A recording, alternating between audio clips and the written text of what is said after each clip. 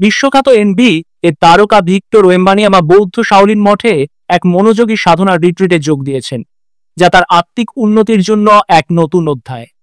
21 বছর বয়সী এই ফ্রেঞ্চ সেন্টার, যিনি স্পার্স দলের জন্য খেলে থাকেন, বর্তমানে চীনের 1500 বছর পুরনো শাওলিন মঠে 10 দিনের এক বিশেষ রিট্রিটে অংশগ্রহণ করছেন।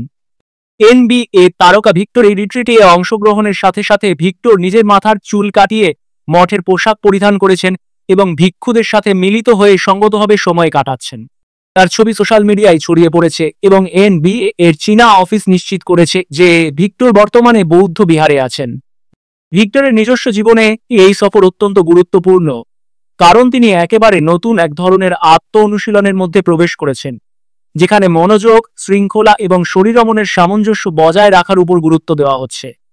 তিনি তার তৃতীয় এনবিএ মরশুমের প্রস্তুতি নিচ্ছেন, যা আগের বছর তার কাঁধে রক্ত জমাট বাঁধার কারণে বন্ধ হয়ে গিয়েছিল।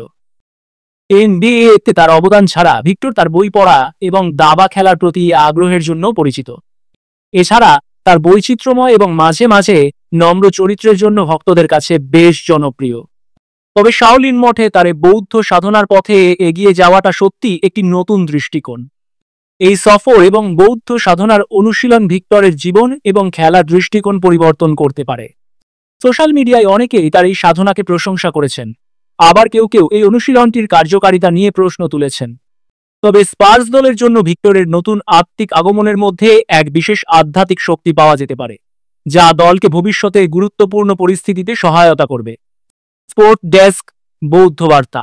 বৌদ্ধ বার্তা, বুদ্ধের বাণী, ধর্মীয় ভাবনা এবং প্রাসঙ্গিক বৌদ্ধ সংবাদ আপনাদের সামনে উপস্থাপন করার একটি নির্ভরযোগ্য মাধ্যম।